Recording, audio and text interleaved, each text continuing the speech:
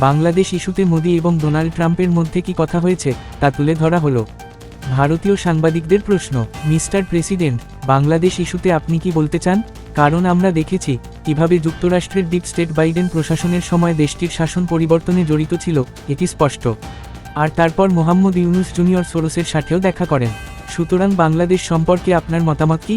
উত্তরে মার্কিন রাষ্ট্রপতি ডোনাল্ড ট্রাম্প বললেন, না, আমাদের ডিপ স্টেটের এখানে কোনো ভূমিকা ছিল না। ভারতের প্রধানমন্ত্রী এই বিষয়টা নিয়ে বহুদিন ধরে কাজ করেছেন। আসলে আমি করেছি, ভারতে এটা নিয়ে শত শত বছর ধরে কাজ করা হয়েছে। বাংলাদেশের বিষয়টি উত্তর দিতে আমি ভারতের প্রধানমন্ত্রীর ওপরই ছেড়ে দেব, পাশে বসা নরেন্দ্র মোদীর দিকে ইঙ্গিত করে বলেন ট্রাম্প। কিন্তু আমেরিকান প্রেসিডেন্টের ইঙ্গিতে মোদি কোন উত্তর দেননি। মোদি ইউক্রেন প্রসঙ্গে কথা বলতে শুরু করেন। বিস্তারিত দেখুন প্রতিবেদনে। Mr. President, what you would like to say about the Bangladesh issue, because we saw and it is evident that how the deep state of United States was involved in regime change during the Biden administration, and then Mohammed Yunus made Junior Soros also.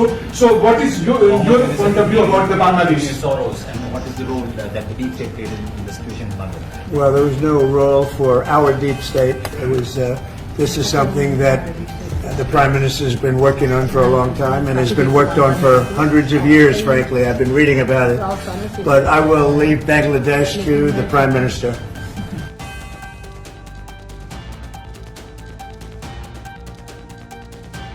নতুন নতুন শীর্ষ খবরের জন্য চ্যানেলটিকে like, comments, share, subscribe অথবা follow করুন।